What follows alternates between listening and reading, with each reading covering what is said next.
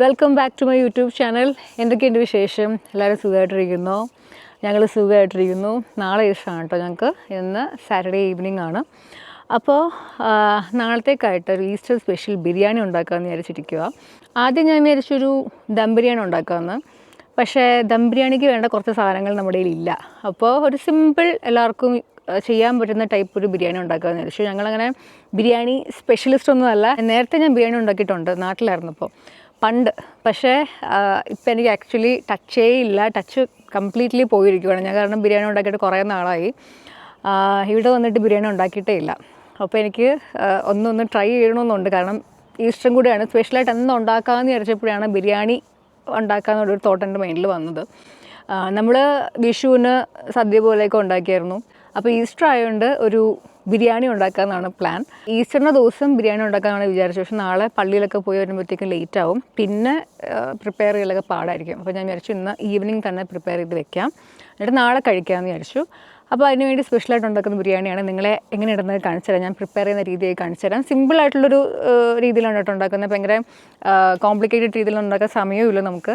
അപ്പോൾ നമുക്കിനി അധികം ലേറ്റ് ആവാണ്ട് ബിരിയാണി ഉണ്ടാക്കാൻ സ്റ്റാർട്ട് ചെയ്യാം. കാരണം ഓൾറെഡി എനിക്ക് അണിയൻ ടൊമാറ്റോസൊക്കെ അരിഞ്ഞു തുടങ്ങി സഹായിക്കണം കേട്ടോ പാവം. അപ്പോൾ നമുക്ക് കുക്കിംഗ് എന്തായാലും സ്റ്റാർട്ട് ചെയ്യാം. തുടങ്ങിയാലോ നമുക്ക്? ഗൈസ്, ഞാനപ്പോൾ നമ്മുടെ പാൻ ചൂടാക്കാൻ വെച്ചിട്ടുണ്ട്. ഇതിലോട്ട് ഇനി ഒന്നെങ്കിൽ ഗീ അല്ലെങ്കിൽ കോക്കനട്ട് ഓയിൽ ഒഴിച്ചു കൊടുക്കാം. ഞാൻ കോക്കനട്ട് ഓയിലാണ് യൂസ് ചെയ്യുന്നത്, നമ്മുടെ കയ്യിൽ ഉള്ളതുകൊണ്ട്. പിന്നെ ഓൾറെഡി ഇതുണ്ടോ നമ്മൾ അണിയൻ ആക്ച്വലി കോക്കനട്ട് ഓയിൽ ചെയ്തിരുന്നെങ്കിൽ നല്ല ക്രിസ്പി ആയിട്ട് കിട്ടിയേനെ. പക്ഷേ ഞാൻ അബദ്ധത്തിൽ ഒലിവ് ഓയിലല്ലല്ലോ, അവക്കാഡോ ഓയിലാണ് ഒഴിച്ചത്. അതുകൊണ്ട് ഇങ്ങനെ എന്താ പറയുക, എണ്ണയിൽ മുങ്ങി കുതിർന്നതുപോലെ ഇരിപ്പുണ്ട്. ഒരു ക്രിസ്പി ആയിട്ട് കിട്ടിയില്ല. അപ്പോൾ അത് മാറ്റി വെച്ചിട്ട് അതേ ഓയിൽ തന്നെ ടൊമാറ്റോസൊക്കെ ഇട്ട് ചെയ്യാനാണ് പറയുന്നത്. പക്ഷേ അപ്പോൾ ഞാൻ എണ്ണ കുറച്ച് ഇതായി പോയതുകൊണ്ടും ക്രിസ്പി ആയിട്ട് കിട്ടാത്തത് കൊണ്ടും ഞാൻ അത് മാറ്റി വെച്ചിട്ട് പാനിലോട്ട് ഫ്രഷായിട്ട് എണ്ണ ഒഴിച്ച് ബാക്കി കാര്യങ്ങൾ പ്രിപ്പയർ ചെയ്യാമെന്ന് വിചാരിച്ചു. അപ്പോൾ ഞാൻ ടോട്ടലി ബോംബെ ബിരിയാണി എന്നുള്ള സ്പൈസ് മിക്സ് വാങ്ങിച്ചിട്ടുണ്ട്. അതിലുള്ള റെസിപ്പി നോക്കിയാണ് ഇപ്രാവശ്യം ചെയ്യുന്നത് കേട്ടോ. ഞാൻ പറഞ്ഞല്ലോ ദം ബിരിയാണി ഒക്കെ ആയിരുന്നു ചെയ്യാനിരുന്നത്. പക്ഷേ അപ്പം നമുക്ക് എല്ലാ സാധനങ്ങളൊന്നും ഇല്ലാത്തത് കൊണ്ടും ഇത് നമ്മുടെ കയ്യിൽ നേരത്തെ തൊട്ട് ഇരിക്കുന്നതുകൊണ്ട് കുറച്ച് ദിവസം മുന്നേ വാങ്ങിച്ചതാണ് റജൈനയിൽ പോയപ്പോൾ. അപ്പോൾ അന്ന് വാങ്ങിച്ച് വെച്ചിരുന്നതുകൊണ്ട് ഞങ്ങൾ വിചാരിച്ചു ഇത് വെച്ചിട്ട് ഇപ്രാവശ്യം ഈസ്റ്റർ ബിരിയാണി ഉണ്ടാക്കുകയെന്ന്. ഏകദേശം പാൻ നല്ല ചൂടായിട്ടുണ്ട്. അപ്പോൾ ഓയിൽ ഒഴിച്ച് കൊടുക്കുക. ഒരു 3 ടേബിൾ സ്പൂൺ ഞാൻ എണ്ണ ഒഴിച്ചിട്ടുണ്ട്. ഇതിലോട്ട് ഞാൻ എനിക്ക് ടൊമാറ്റോസിനോട് എപ്പോഴും പൊട്ടേറ്റോസിനോട് വരുന്നത്. അപ്പോൾ നല്ല ചൂടായിട്ടുണ്ട് കേട്ടോ എണ്ണ. ഇതിലോട്ട് ടൊമാറ്റോസ് ഇട്ട് കൊടുത്തിട്ടുണ്ട്. ഞാനൊരു 2 ടൊമാറ്റോസാണ് എടുത്തേക്കുന്നത്. 2ഓ 3ഓ ഇട്ട് കൊടുക്കാം. ഞാൻ 1 കിലോ ചിക്കനാണ് ഇവിടെ എടുത്തേക്കുന്നത്. അപ്പോൾ കഴുകി വൃത്തിയാക്കി വെച്ചിട്ടുണ്ട്. ഇനി ഈ നമ്മുടെ ടൊമാറ്റോസ് ഒന്ന് എണ്ണയിൽ നിന്ന് സെപ്പറേറ്റ് ആകുമ്പോഴാണ് നമ്മൾ ചിക്കൻ ഇട്ട് ബാക്കി മസാലയൊക്കെ ഇട്ട് ഇളക്കി കൊടുക്കേണ്ടത്. അപ്പോൾ നമുക്ക് ഇതൊന്ന് സെറ്റാവുന്നത് നമുക്ക് വെയിറ്റ് ചെയ്യാം. കണ്ടോ, ഇപ്പോൾ എണ്ണയിൽ ഇത് ഇങ്ങനെ കിടക്കുക. ഈ എണ്ണ സെപ്പറേറ്റ് ആവുന്ന രീതിയിൽ നമ്മുടെ ടൊമാറ്റോസ് ഒന്ന് വഴണ്ട് വരണം. എന്നിട്ട് വേണം നമുക്ക് ചിക്കൻ ഇട്ട് കൊടുക്കാൻ.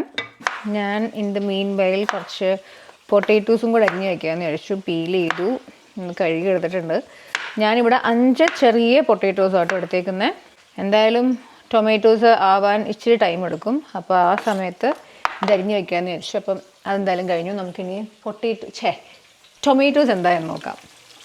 ഏകദേശം ഫ്രൈ ആയി വരുന്നുണ്ട് കേട്ടോ. ഇതൊന്ന് മൊരിഞ്ഞ് വരുന്നവരെ നമുക്ക് എണ്ണയിലിട്ട് ഒന്ന് ആക്കിയെടുക്കണം എന്നാണ്. അപ്പോൾ എണ്ണ ചെറുതായിട്ട് സെപ്പറേറ്റ് ചെയ്ത് തുടങ്ങിയിട്ടുണ്ട്. കുറച്ചുകൂടെ ഒന്ന് ആവട്ടെ അല്ലേ. കുറച്ചുകൂടെ ആയിട്ട് നമുക്ക് ചിക്കനൊക്കെ ഇട്ട് കൊടുക്കാം. അപ്പോൾ കിരൺ വന്നു ഗൈസ്. നമ്മുടെ ഓഡിയൻസിനോട് ഹായ് കൊടുക്കൂ. അപ്പോൾ ഞങ്ങളിപ്പോൾ ചെയ്തതെന്നാന്ന് വെച്ചാൽ ഓൾറെഡി ചെയ്ത് വെച്ച് നമ്മുടെ അണിയൻ ഉണ്ടല്ലോ, ഇത്രയും അണിയൻ ഒഴിച്ച് ബാക്കിയെല്ലാം നമ്മൾ ഇതിലോട്ട് ഇട്ടു കേട്ടോ. ഇനി ഇതിലോട്ട് നമുക്ക് ചിക്കൻ ഇട്ട് കൊടുക്കാം. അപ്പോൾ ഓയിലൊക്കെ ഒന്ന് സെപ്പറേറ്റ് ആയിട്ടുണ്ട് കേട്ടോ. ഇനി നമുക്ക് അധികം സമയം കളയാണ്ട് നമ്മുടെ ചിക്കൻ പീസസ് ഓരോന്നായിട്ട് ഇടാം. വെള്ളം ഫുൾ കളയണം എന്നാണ് പറഞ്ഞേക്കുന്നത്. ഇച്ചിരി കൂടെ വെള്ളം ബാക്കിയുണ്ട്. ഓക്കെ, 1 കിലോ ചിക്കനാണ് കേട്ടോ. ചെറിയ പീസായിട്ട് കട്ട് ചെയ്യാമെന്നാണ് ആദ്യം വിചാരിച്ചത്. പിന്നെ ഞാൻ വിചാരിച്ചു വേണ്ട, ഫുള്ളായിട്ട് കിടക്കട്ടെ എന്ന്. നമുക്കിനി കുറച്ച് ജിഞ്ചർ ഗാർലിക് പേസ്റ്റ് ഇടാം കേട്ടോ. ഞാനൊരു 2 table spoon ginger garlic paste ഇടുന്നുണ്ട്. ഗൈസ്, നമ്മുടെ ചിക്കൻ്റെ ഇപ്പോഴത്തെ അവസ്ഥ ഞാൻ കാണിച്ചു തരാം.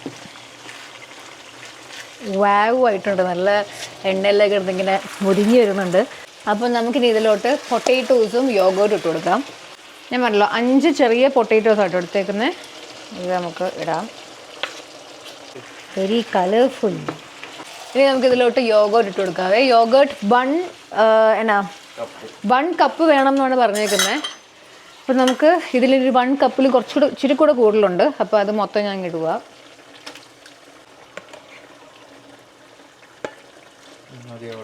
നമ്മുടെ പൊടി ഇടാം കേട്ടോ. ഈ പൊടിയാണ് നമ്മുടെ ബോംബെ ബിരിയാണി പൗഡർ. ഇത് ഫുൾ പാക്കറ്റ് ഇടാനാണ് പറഞ്ഞിരിക്കുന്നത്. എന്തോ നമ്മുടെ ഏലയ്ക്ക ഉൾപ്പെടെ എല്ലാം ഇതിനകത്തുണ്ട് കേട്ടോ. എനിക്ക് ഇളക്കുന്നതിന് മുന്നേ ഒന്ന് കാണിച്ചു കൊടുക്കട്ടെ.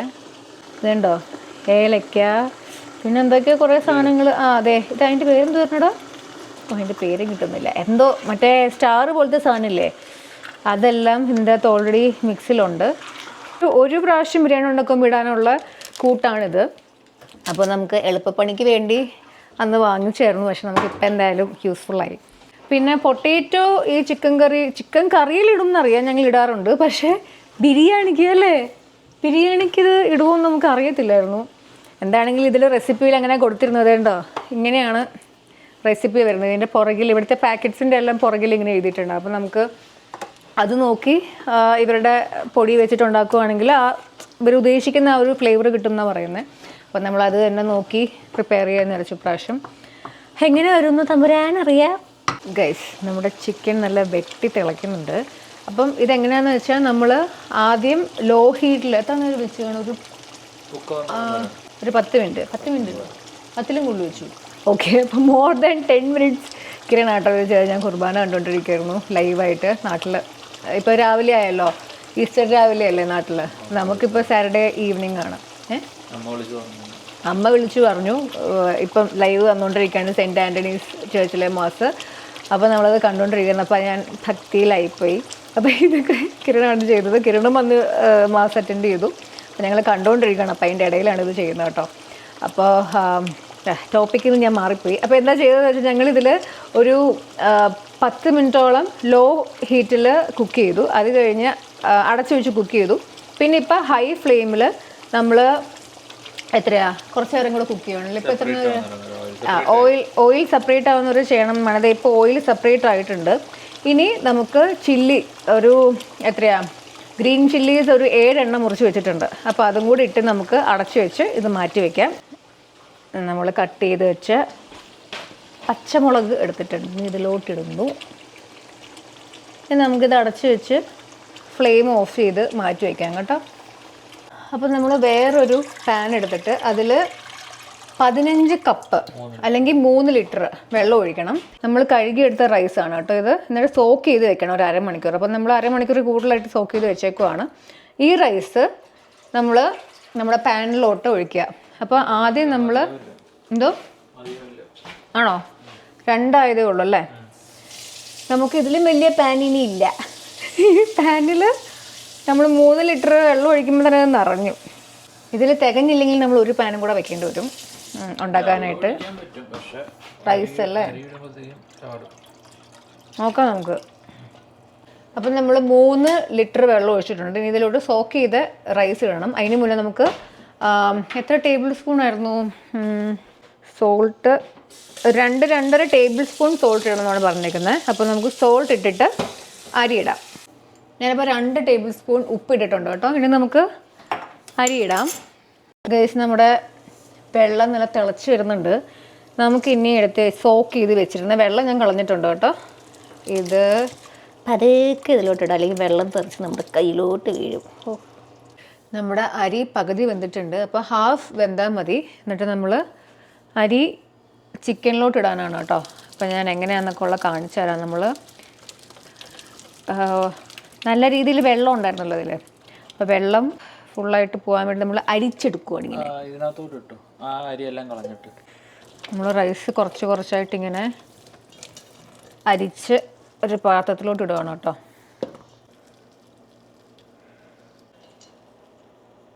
ഉണ്ടോ, നമ്മളിങ്ങനെ അരിച്ചരിച്ച് വെള്ളം ഫുള്ളായി പോയി എന്ന് കാണുമ്പോൾ ഇതിലോട്ടിങ്ങനെ ഇടും. ഇനി നമ്മൾ ദം പോലെ ചെയ്യാനാണ് അവർ പറഞ്ഞേക്കുന്നത്. ദം ബിരിയാണി ആയിരിക്കില്ല എന്നാണ് ഞാൻ വിചാരിച്ചത്. പക്ഷേ പ്രോസസ്സ് കണ്ടിട്ട് നമുക്ക് അങ്ങനെയാണ് തോന്നുന്നത്. ലെയർ ചെയ്യാനാണ് പറയുന്നത്. അപ്പം നമുക്ക് ഒരു പാത്രത്തിൽ എല്ലാം കൂടെ തികയില്ല എന്നുള്ളതുകൊണ്ട് നമ്മൾ 2 പാനിലാക്കി ചെയ്യാൻ പോവാണേ. ഇതിലായിരുന്നല്ലോ നമ്മൾ ചെയ്ത് വെച്ചിരുന്നത്. ഫുൾ കൺഫ്യൂസിങ് ആണേ. ഇതിലായിരുന്നു നമ്മൾ ഫുൾ കറി ഉണ്ടാക്കി വെച്ചത്. അപ്പോൾ അത് കുറച്ച് ഇതിലോട്ട് മാറ്റി ഇപ്പം നമ്മളൊരു 5 കഷ്ണം, ടോട്ടൽ 9 കഷ്ണം ചിക്കനായിരുന്നു ഉണ്ടായിരുന്നു 1 കിലോയിൽ നമുക്ക് കിട്ടിയത്. അപ്പോൾ ഒരു 5 കഷ്ണം ഇട്ടിട്ടുണ്ട്. നമ്മൾ ലെയർ ചെയ്യാൻ പോവാം കേട്ടോ. കുറച്ച് റൈസ് നമുക്കിതിൻ്റെ മേളിൽ കൂടി ഇടാം. ഫുള്ളായിട്ട് ഇടരുത്, ഇച്ചിരി ഇടുക. ഹാഫ് കുക്ക്ഡ് റൈസാണ്. നമ്മുടെ ദമ്മിൻ്റെ ഒരു എഫക്റ്റ് കിട്ടാൻ വേണ്ടിയാണ് നമ്മൾ ഒരു ലെയർ ഇടുന്നത്. നമുക്കിപ്പോൾ എന്താ പ്രശ്നം പറ്റുന്നത് വെച്ചാൽ ഒരെണ്ണത്തിലെല്ലാം കൂടെ തികയുന്നില്ല. ഇതിൻ്റെ മേളിൽ വീണ്ടും ചിക്കൻ ഇട്ട് റൈസ് ഇടാനുള്ളൊരു സ്പേസ് ഇല്ലാത്തതുകൊണ്ട് നമ്മൾ ഈ പാനിൽ ഓൾറെഡി ചിക്കൻ ഇരിപ്പുണ്ടായിരുന്നല്ലോ, അതിൻ്റെ മേളിൽ കൂടെ റൈസ് ഇട്ട് ഇങ്ങനെ ദം പോലെ വെച്ചിട്ടുണ്ട്. നമുക്കിനി ഇത് അടച്ച് കുറച്ച് നേരം വേവിക്കണം. അതിന് മുന്നിട്ട് നമുക്ക് ബാക്കിയുള്ള അണിയനും കൂടെ ഇതിലോട്ട് ഇട്ട് കൊടുക്കണം കേട്ടോ. ഇച്ചിരി കൂടെ ബാക്കിയുണ്ട്, അതും കൂടെ ഞാൻ ഇത്രയേ ഉള്ളൂ. ഓക്കെ, ഇനി നമുക്കിത് അടച്ച് വയ്ക്കാവേ. പല വീഡിയോസിലും ദം ഉണ്ടാക്കുമ്പോൾ ഇങ്ങനെ ഫോയിൽ വെച്ചിട്ട് കവർ ചെയ്യുമെന്ന് കണ്ടിട്ടുണ്ട്. നമുക്ക് ഇതിൽ റെസിപ്പിയിൽ അങ്ങനെയൊന്നും പറഞ്ഞിട്ടില്ല. എന്നാലും ഞാൻ നമ്മുടെ ഒരു സാറ്റിസ്ഫാക്ഷന് വേണ്ടി ഫുള്ളായിട്ട് കവർ ചെയ്തിരുന്നോട്ടെ എന്ന് വെച്ചിട്ട് ഫോയിൽ യൂസ് ചെയ്യുവാണേ. ഫോയിലിൽ മൂടി വെച്ചു കേട്ടോ. സൈഡിൽ നിന്ന് ഇങ്ങനെ പുക പോകുന്നുള്ളതുകൊണ്ട് ചൂടി ഇങ്ങനെ ഇരിക്കട്ടെ, സൈഡിൽ നിന്ന് പോവുക. ഇതും കൂടെ നമുക്കിങ്ങനെ കവർ ചെയ്ത് വയ്ക്കാം. ഇങ്ങനെ കവർ ചെയ്ത് വെക്കുന്ന ഒട്ടും ഇത് പോവാണ്ടിരിക്കാൻ വേണ്ടിയിട്ടാണ് കേട്ടോ എന്നാണ് തോന്നുന്നത്. എന്താണെങ്കിലും ചൂട് സാധനം. നമുക്കങ്ങനെ കവർ ചെയ്തിട്ട് ഒന്നും കൂടെ കവർ ചെയ്യണോ, ഒരു ലെയറും കൂടെ വയ്ക്കണോ? എന്നിട്ട് ശരിക്കും അടയ്ക്കാൻ പറ്റുന്നില്ല ആക്ച്വലി ഫോയിൽ വെച്ചിട്ടും. കാരണം ഇതിൻ്റെ മൗത്ത് ഇച്ചിരി വലുതായതുകൊണ്ടേ നമ്മൾ പറ്റുന്ന പോലെയൊക്കെ കവർ ചെയ്ത് വെച്ചിട്ടുണ്ട്. നമ്മുടെ 2 പാനിലും ഇങ്ങനെ റെഡി ആയിക്കൊണ്ടിരിക്കുകയാണ് ഗൈസ് നമ്മുടെ ദം ബിരിയാണി. നമ്മൾ കുറച്ച് നേരം വെച്ചിട്ട് ഓഫ് ചെയ്തു കേട്ടോ. ഒരു 15 മിനിറ്റ് വെച്ചാണ് ലോ ഫ്ലെയിമിൽ. അപ്പോൾ നിങ്ങളെയും കൂടെ കാണിച്ച് തുറക്കാമെന്ന് പറഞ്ഞ് നിങ്ങളിങ്ങനെ വെയിറ്റ് ചെയ്യുകയാണ്. അപ്പോൾ ഫോയിൽ ഇങ്ങനെയായിരുന്നോ കറക്റ്റ് വെക്കേണ്ടതെന്ന് അറിയത്തില്ല, ഫുള്ളായിട്ട് അടഞ്ഞ് വെക്കണമായിരുന്നു. എന്താണെങ്കിലും ഞങ്ങൾ പറ്റുന്ന പോലെ വെച്ചിട്ടുണ്ട്. ഇതെങ്ങനെയാവുമെന്ന് ടേസ്റ്റ് ചെയ്തിട്ട് ഞാൻ പറയാം. എന്തായാലും തുറക്കാം അല്ലേ. വാവ്, നമുക്ക് പതുക്കെ താഴേന്ന് ഇങ്ങനെ ഇളക്കി മേളിലോട്ട് കൊണ്ടുവന്നാലോ.